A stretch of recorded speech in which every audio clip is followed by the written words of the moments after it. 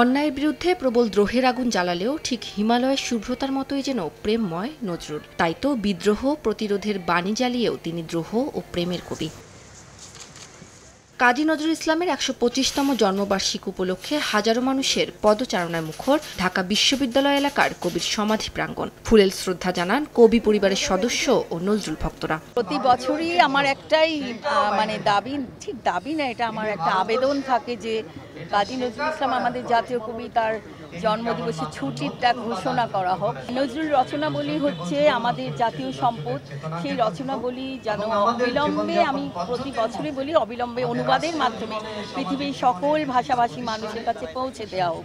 আমরা তখনই বলতে পারবো যে নজরুলকে আমরা সর্বান্তকরণে ধারণ করছি যখন আমরা দেখব জাতীয় জীবনে আমরা সামগ্রিকভাবে অসাম্প্রদায়িকতাকে প্রতিষ্ঠিত করতে পেরেছি। কবিরা কোন জায়গায় কোন মাটিতে সাহিত্য সেটা বড় কথা নয়, বড় কথা আমাদের হৃদয়ে আছেন তারা।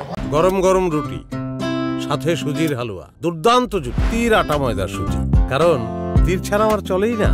কবির সমাধিতে শ্রদ্ধা জানান আওয়ামী লীগ, বিএনপি সহ বিভিন্ন রাজনৈতিক, সামাজিক, সাংস্কৃতিক দলের সদস্যরা। নজরুলের দেখানো পথেই অসাম্প্রদায়িক দেশ গড়ার প্রত্যয় ব্যক্ত করেন ওবায়দুল কাদের। কবির সমাধিতে শ্রদ্ধা নিবেদন শেষে তিনি অভিযোগ করেন সাম্প্রদায়িক শক্তি বিএনপির জন্য মাথাচাড়া দিয়ে উঠেছে। এদিকে দেশের গণতন্ত্র আজ অবরুদ্ধ বলে মন্তব্য করেছেন বিএনপির সিনিয়র যুগ্ম মহাসচিব রুহুল কবির রিজভী। এর আগে দলটির পক্ষ থেকে নজরুলের সমাধিতে শ্রদ্ধা জানানো হয়।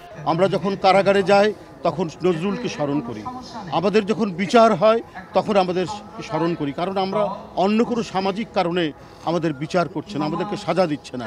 আমরা গণতন্ত্রের জন্য লড়াই করছি বলে আমাদেরকে সাজা দিচ্ছে, আমাদের কারাগারে নিয়ে যাওয়া হচ্ছে। যে দুর্বৃত্ত অগ্নিসন্ত্রাস, খুন করে, অস্ত্র ব্যবসা করে, অপরাধীকে অপরাধের মানদণ্ডে তাদের জেল জুলুম হয়, তাদের বিরুদ্ধে মামলা হয়, এখানে কোনো বিএনপি বা কোনো দলের ব্যাপারে আমরা নির্বাচনের পর নতুন করে আমরা কোনো চিন্তা ভাবনা করিনি। শুধু নজরুলকে স্মরণ নয়, মনে প্রাণে নজরুল ধারণ হোক সারা বছর, এমনটাই প্রত্যাশা সবার। উম্মে হানি, সময় সংবাদ, ঢাকা।